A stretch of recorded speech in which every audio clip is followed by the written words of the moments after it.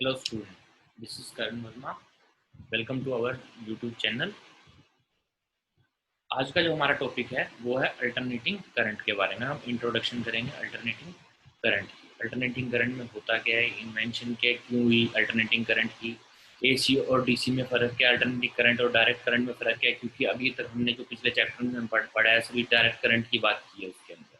ठीक है, तो अल्टरनेटिंग करंट डिफरेंट कैसे है डायरेक्ट करंट से। ठीक है, और कुछ की इक्वेशंस है जो हम पूरे चैप्टर में इसको यूज करेंगे। ये हमारा कंटेंट है जो इस चैप्टर में हम कंटेंट यूज करेंगे।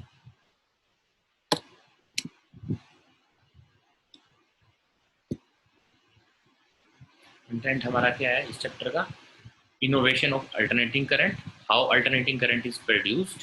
ठीक है, सबसे पहला क्या है, सबसे पहले हम पढ़ेंगे इनोवेशन ऑफ अल्टरनेटिंग करंट के बारे में। ठीक है, उसके बाद how alternating current is produced, उसके बाद alternating current versus direct current, इन दोनों में क्या डिफरेंस है, और फोर्थ पॉइंट है हमारा why alternating current preferred over direct current. हम डायरेक्ट करंट से ज़्यादा अल्टरनेटिंग करंट का क्यों यूज करते हैं ट्रांसमिशन के। और फिफ्थ पॉइंट है हमारा की इक्वेशंस। ठीक है, जैसे कि innovation of alternating current.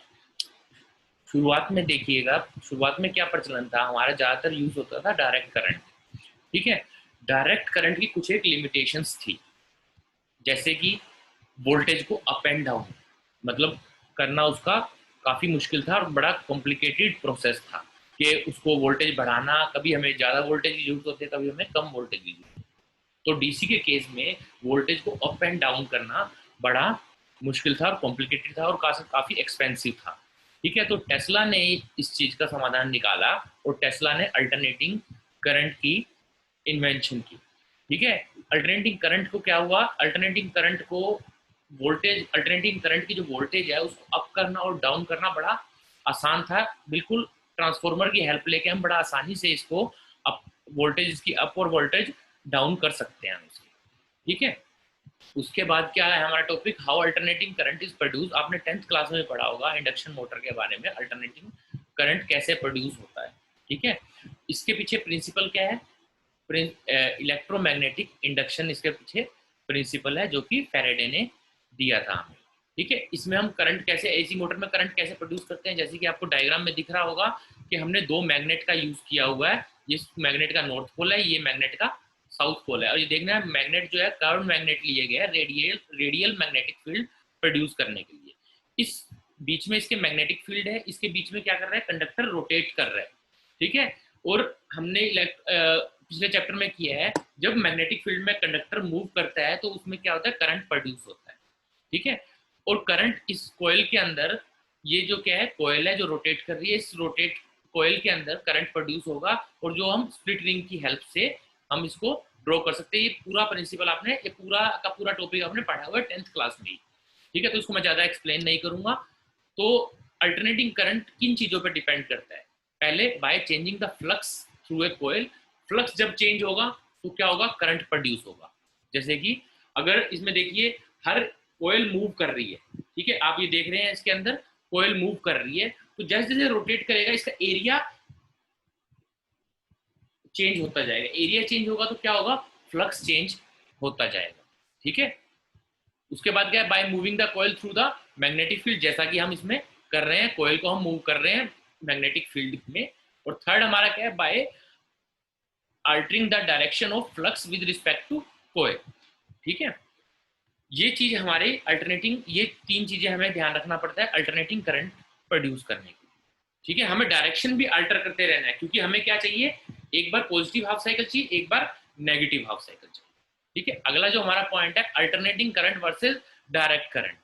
Alternating current में करंट की डायरेक्ट करंट में करंट की मूवमेंट कैसे होती है और अल्टरनेटिंग करंट में करंट की मूवमेंट कैसे होती है, ये आपको डायग्राम से दिख रहा है। डायग्राम में क्या दिखाया गया है, डायरेक्ट करंट में देखिएगा जो करंट है वो सिर्फ एक ही डायरेक्शन में मूव कर रहा है, पॉजिटिव टू नेगेटिव। ठीक है, करंट एक ही डायरेक्शन में मूव कर रहा है, यहां से चल रहा है और यहाँ पर एंटर कर रहा है। तो अगर करंट और टाइम ग्राफ की हम बात करें, एक तरफ हम करंट ले रहे हैं, एक तरफ हम टाइम ले रहे हैं, तो डायरेक्ट करंट के केस में करंट टाइम ग्राफ क्या बनेगा, स्ट्रेट लाइन।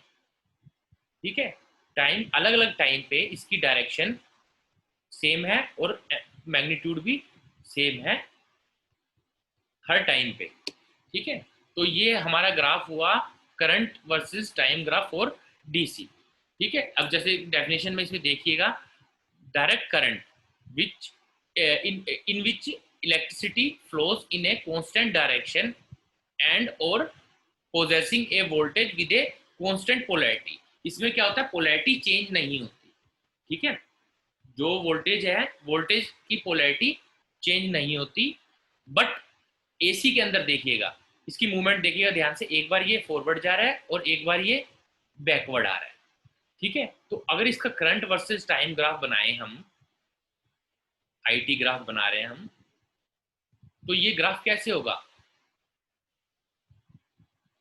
साइन फंक्शन की फॉर्म में होगा, ठीक है। ये भी हो सकता है, जरूरी नहीं कि सिर्फ यही हो, हमारा ये ग्राफ भी हो सकता है। ये भी एसी का ही एग्जांपल है। मेन बात क्या है, पोलैरिटी एक पर्टिकुलर इंटरवल के बाद चेंज हो जानी चाहिए, ठीक है। जैसे इसमें लिखा हुआ है, either as a voltage switching polarity और current switching direction back and forth, this kind of electricity is known as alternating current. Voltage की पोलैरिटी बदलती रहनी चाहिए, एक फिक्स इंटरवल के बाद पोलैरिटी बदल जाती है। तो जब वोल्टेज की पोलैरिटी बदलेगी तो करंट की डायरेक्शन भी चेंज होगी। तो करंट, अल्टरनेटिंग करंट में करंट कैसे मूव करता है, बैक एंड फोर्थ मोशन में, मतलब ओसिलेट कर रहा है। ओसिलेट मतलब पीरियोडिक ओसिलेशन और पीरियोडिक, ठीक है। एक रेगुलर टाइम के बाद वो अपना मोशन को रिपीट करते रहे, ठीक है। ये है अल्टरनेटिंग करंट और डायरेक्ट करंट में, मतलब उनकी मोशन हम कैसे स्टडी कर रहे हैं। ये आई होप ये क्लियर हो गया होगा आपका कॉन्सेप्ट। अगला है हमारा, why alternating current is preferred over direct current. ज्यादातर लोगों के मन में ये है कि हाँ भाई अल्टरनेटिंग करंट ज्यादा बेस्ट होता है डायरेक्ट करंट से, बट ऐसा कुछ नहीं है। हर दोनों की अपनी अपनी जगह इंपॉर्टेंस है। अगर हम पावर ट्रांसमिशन की बात करें, पावर ट्रांसमिशन मतलब एक जगह से दूसरी जगह तक हमें करंट को पहुंचाना है काफी लंबी दूरी के लिए, तो हमारे लिए एसी करंट जो है वो ज्यादा यूजफुल होगा, क्योंकि हम एसी को आराम से कन्वर्ट कर सकते हैं हाई वोल्टेज और लो वोल्टेज के लिए। एसी की जो वोल्टेज है हम ट्रांसफॉर्मर की हेल्प से आसानी से हाई कर सकते हैं और लो भी कर सकते हैं, जिससे क्या होगा, हमारा पावर लॉस कम होगा। अगर हम वोल्टेज इंक्रीज करेंगे तो करंट हमें, और वोल्टेज इंक्रीज करके हम करंट डिक्रीज कर देते हैं, जिससे हमारा पावर लॉस क्या है, हमने पिछली क्लास में पढ़ा था, H is equal to I square R T, ठीक है। अगर आप आई की वैल्यू कम रखोगे तो हमारा क्या होगा, हीट लॉस कम होगा, ठीक है। तो जैसे कि इसमें बताया है, simply AC is preferred to DC in power transmission. Power transmission के केस में हम एसी को प्रेफरेंस देंगे, because it is easy to step up and step down and can have desire voltage. जैसे हमें अगर किसी देश में 110 वोल्ट 120 वोल्ट चाहिए होता है, हमारे यहाँ 220 वोल्ट यूज करते हैं, तो हम अपने हिसाब से उसको कन्वर्ट कर सकते हैं with the use of transformer.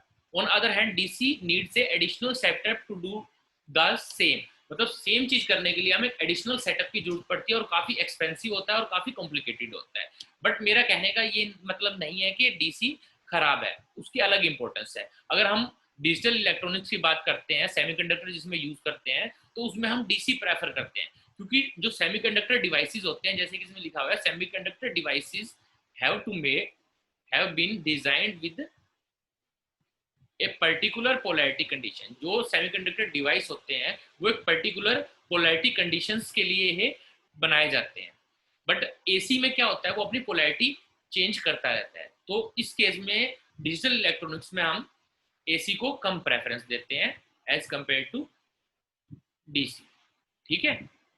तो एसी को कब इंपॉर्टेंस देंगे, जब हम पावर ट्रांसमिशन करेंगे, और डीसी को कब इंपॉर्टेंस मिलती है, जब हम डिजिटल इलेक्ट्रॉनिक्स की बात करते हैं, सेमीकंडक्टर्स की बात करते हैं। आई होप ये लेक्चर आपको पसंद आया होगा। Please like, share and subscribe our channel. Thank you.